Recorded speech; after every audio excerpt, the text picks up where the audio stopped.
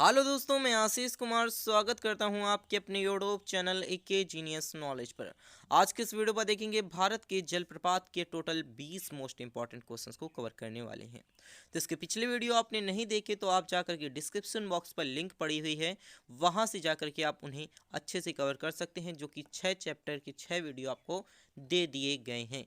इसी के साथ हम यहाँ पर एक लास्ट में एक क्वेश्चंस पूछेंगे, जिसका जवाब आपको कमेंट बॉक्स में देना है। अगर आप चैनल पर नए हैं तो चैनल को सब्सक्राइब जरूर कर लीजिएगा और वीडियो को लाइक कर लीजिए। तो आइए हम लोग शुरू करते हैं। क्वेश्चन नंबर 1 हमारे पास है, भारत में सबसे ऊंचा जलप्रपात कौन सा है। तो भारत में सबसे ऊंचा जलप्रपात जो कि हमारे पास जोग जो कि जलप्रपात जो कि भारत का सबसे ऊंचा जलप्रपात है, ऑप्शन डी इसका राइट आंसर हो जाएगा। इसी के साथ हम बात कर लेते हैं, तो हमारे पास विश्वविख्यात जो कि जोग या फिर हमारे पास गर जो कि सोपा जो कि हमारे पास जलप्रपात किस राज्य में स्थित है। तो इसका राइट आंसर हो जाएगा कर्नाटक राज्य, ऑप्शन ए इसका राइट आंसर हो जाएगा। कर्नाटक राज्य में विश्वविख्यात जोग या फिर हमारे पास गर सोपता जो कि हमारे पास जो कि जलप्रपात स्थित है। इसी के साथ हम बात कर लेते हैं, जो कि जोग या फिर हमारे पास गर सोपता जलप्रपात का नया नाम क्या है। तो इसका जो राइट आंसर हो जाएगा ऑप्शन बी हमारा हो जाएगा महात्मा गांधी जलप्रपात, जो कि हमारे पास इसका नया नाम रखा गया है। इसी के साथ हम बात कर लेते हैं यहाँ पर 4 नंबर का क्वेश्चन, तो जोग जलप्रपात किस नदी पर स्थित है। तो जोग जलप्रपात जो कि हमारे पास ऑप्शन ई जो कि हमारे पास शरावती जो कि नदी पर जो कि जोग जलप्रपात जो कि शरावती नदी पर स्थित है।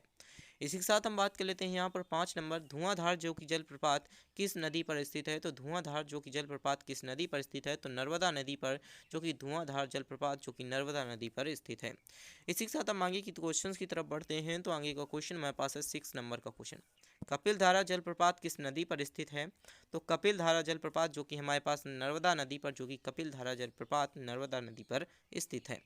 इसी के साथ हम आगे के क्वेश्चंस की तरफ बढ़ते हैं, तो आगे का क्वेश्चन हमारे पास है 7वां नंबर का क्वेश्चन, शिव समुद्रम जो कि जलप्रपात किस नदी पर स्थित है। तो शिव समुद्रम जलप्रपात किस नदी पर स्थित है। तो इसका राइट आंसर हो जाएगा ऑप्शन सी गोदावरी नदी पर जो कि समुद्र जो कि शिव सुंदरम जो कि हमारे पास जलप्रपात स्थित है।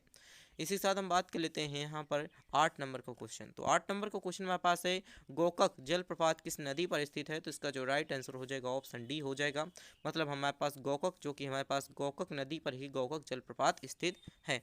इसी के साथ हम बात कर लेते हैं यहाँ पर 9 नंबर का क्वेश्चन, तो हुडारू जो कि हमारे पास जलप्रपात कहाँ पर निर्मित है, किस नदी पर निर्मित है। तो इसका राइट आंसर हो जाएगा ऑप्शन ए, मतलब स्वर्ण रेखा नदी पर जो कि हमारे पास हुडाऊ जो कि हमारे पास जलप्रपात निर्मित है। इसी के साथ हम बात कर लेते हैं यहाँ पर 10 नंबर का क्वेश्चन, तो 10 नंबर का क्वेश्चन हमारे पास है, भारत में किस जलप्रपात को लोकप्रिय रूप से जो कि हमारे पास नियाग्रा जो कि हमारे पास जलप्रपात के तौर पर जाना जाता है। तो चित्रकूट जो कि जलप्रपात को हमारे पास जो कि हमारे पास नियाग्रा जो कि हमारे पास जलप्रपात के तौर पर जाना जाता है।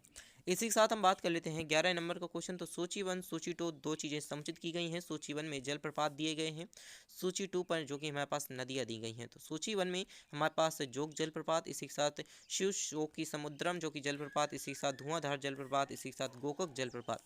तो गोकक का हो जाएगा हमारे पास ऑप्शन मतलब चौथा, तो मतलब चौथा जो कि हमारे पास ऑप्शन ये बी और डी है। इसी के साथ हम यहाँ पर जो कि धुआंधार जलप्रपात की बात करें, तो धुआंधार जलप्रपात कौन सा है। तो इसका जो राइट आंसर होगा हमारा ऑप्शन जो कि हमारे पास डी हो जाएगा, मतलब ऑप्शन डी मतलब सी, मतलब इसका राइट आंसर होगा धुआंधार जलप्रपात का नर्मदा, इसी के साथ शिव समुद्रम जलप्रपात का जो कि कावेरी, इसी के साथ जोग जो कि जलप्रपात का शरावती होगा। इसी के साथ इसका राइट आंसर हो जाएगा हमारा ऑप्शन डी, इसका राइट आंसर हो जाएगा ऑप्शन डी, इसका राइट आंसर हो जाएगा।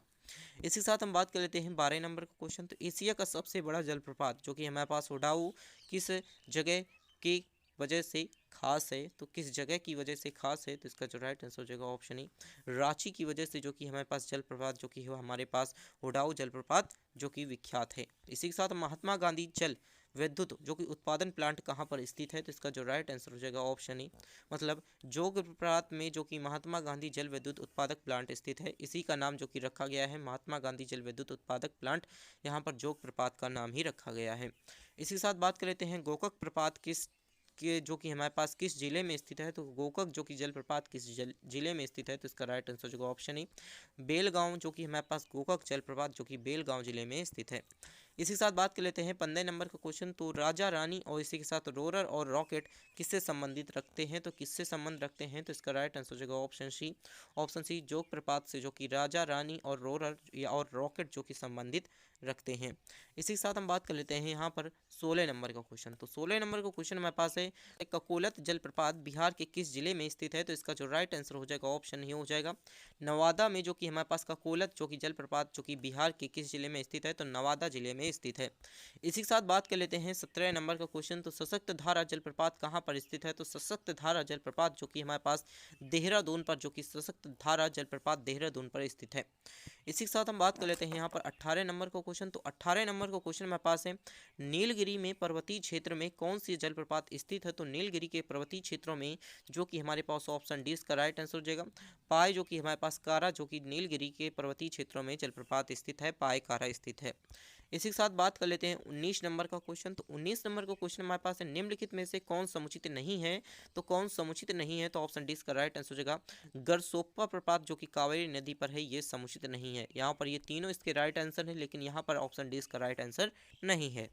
इसी के साथ हम बात कर लेते हैं यहाँ पर 20 नंबर का क्वेश्चन। तो 20 नंबर का क्वेश्चन, निम्नलिखित में से कौन सा युग्म समुचित नहीं है? तो जो इसका राइट आंसर हो जाएगा ऑप्शन बी हो जाएगा, मतलब जो कि हमारे पास पपाना, जो कि सम, जो कि हिमाचल प्रदेश में है, ये समुचित नहीं है।